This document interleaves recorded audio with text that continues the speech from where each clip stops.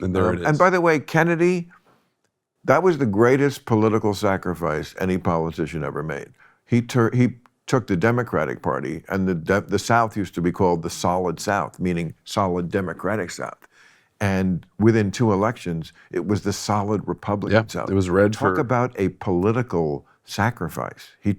But he did that because he sent troops to make sure that black kids could go to school. And LBJ doubled down, and he made sure that the finished civil the rights job. Yes, passed. Yeah, and that's when the Democrats lost the rednecks.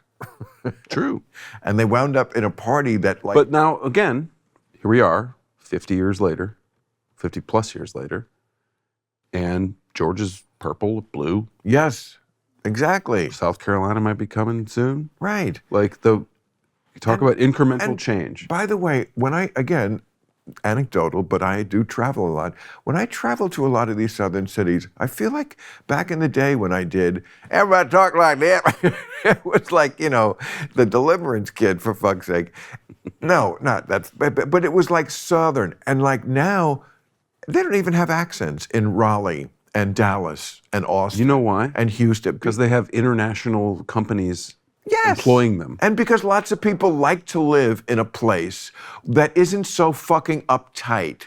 When you go to Atlanta, for example, I shot 5 movies in a row in Atlanta. Wow. Atlanta has the United States headquarters of Porsche, Mercedes-Benz, Delta, Coca-Cola, Right. Pfizer, I believe, and like 2 other like huge multinational corporations. Wow. And then Georgia Tech University, Emory University, Right. Georgia State University, all within the Atlanta, Fulton County. And kind of the black capital of America. Black capital of America. I mean, Chicago certainly gets to be in that discussion. And you go out to dinner in Atlanta, and there's world-class food, there's great restaurants, there's fun bars, there's beautiful music and art museums and the whole thing.